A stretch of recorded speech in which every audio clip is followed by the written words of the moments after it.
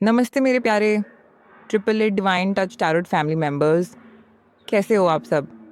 आशा करती हूँ कि आप अच्छे हैं, स्वच्छ हैं और पॉजिटिविटी को अपनी लाइफ में अट्रैक्ट कर रहे हैं।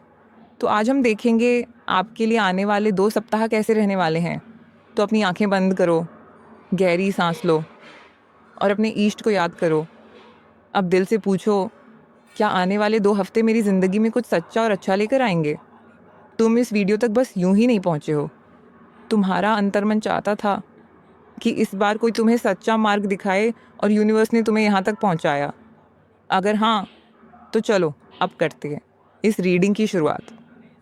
और हाँ, अंत में देखेंगे बजरंगबली हनुमान जी के आपके लिए कुछ ज़रूरी संदेश कार्ड को कर लेते हैं। सफल तो सब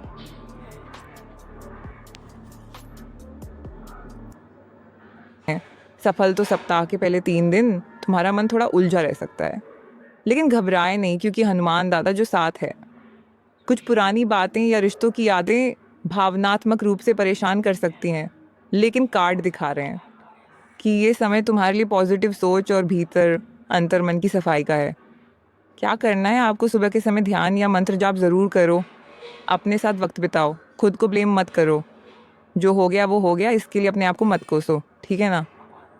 क्या नहीं करना है, यहाँ सप्ताह में किसी से बहस में मत पड़ो।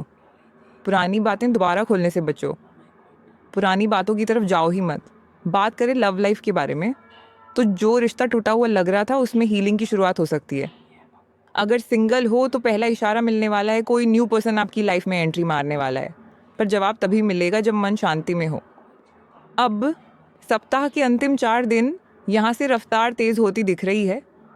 कार्ड कहते हैं एक मौका तुम्हारी ओर बढ़ रहा है। ये बिजनेस आइडिया, नई नौकरी या कोई इमोशनल क्लैरिटी हो सकती है। कोई ऐसा व्यक्ति जिससे उम्मीद नहीं थी, मदद या माफ़ी के लिए सामने आ सकता है। फाइनेंस और काम के लिए ये सप्ताह अटका हुआ पैसा वापस आने के संकेत हैं, जो काफ़ी समय से अटका हुआ था, और साथ में कुछ न्यू मनी भी आप अट्रैक्ट कर रहे हो। कोई नई रिस्पॉन्सिबिलिटी आ सकती है, थोड़ा डर रहेगा, लेकिन यही ग्रोथ है। यहीं से ही आपकी असली शुरुआत है। क्या करना है सप्ताह के अंत में? छोटी प्लानिंग से शुरू करो। किसी भरोसेमंद से सलाह लेकर आगे बढ़ो। अपने आइडियाज़ को इम्प्लीमेंट करो। क्या नहीं करना है देखो। जल्दबाजी में फ़ैसले ना लो। दूसरों की तुलना में खुद को नीचा मत समझो। आप दूसरे की जगह नहीं ले सकते और दूसरे आपकी नहीं, तो खुद को दूसरों से कम और छोटा कभी ना समझो। अगर अब तक की ये रीडिंग तुम्हारे मन में लगा कि हाँ ये सब सही है, तो एक कमेंट ज़रूर करो, मैं तैयार हूँ अपने बदलाव के लिए, ताकि यूनिवर्स और हनुमान जी को इशारा मिले कि तुम्हारी आत्मा जाग चुकी है। दूसरे सप्ताह शुरू में तुम खुद को थोड़ा हल्का महसूस करने लगोगे। जो बोझ था वो जैसे उतरता सा लगेगा। इन दिनों में तुम्हें अपने मन की आवाज़ सुनाई देने लगेगी। शायद पहली बार आप ये जान पाओगे कि अब क्या करना है। आपको कोई सपना, कोई इशारा, और इनर वॉइस ये तो पहले ही बता दिया कि अंदरूनी आवाज़ तुम्हें किसी निर्णय की ओर ले जाएगी है। किसी पुराने रिश्ते से क्लैरिटी मिलने का समय है, या फिर कोई नया व्यक्ति तुम्हारी फ्रीक्वेंसी यानी आपकी सोच पर आएगा। ये भी पहले सप्ताह में आया था, जिससे बात करके लगेगा जैसे आत्मा को सुकून मिला है, कोई है जो अपना है। करना क्या है, इस सप्ताह में डायरी में अपने मन की बातें लिखो। कुछ खुलने वाला है। अपने आसपास के साइंस, 11-11, सफ़ेद पंखुड़ी, सपना पर ध्यान देने की ज़रूरत है। क्या नहीं करना है, अपने इमोशंस को दबाओ नहीं। दूसरों को खुश करने के लिए खुद को इग्नोर मत करो। दूसरे सप्ताह के अंतिम 4 दिन कैसे रहेंगे? अब ऊर्जा बदल रही है तो काम भी तो होंगे।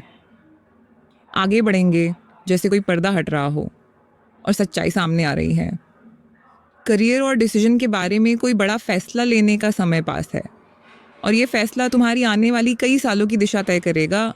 फाइनेंस की ओर नज़र डालें तो पैसा अचानक मिल सकता है।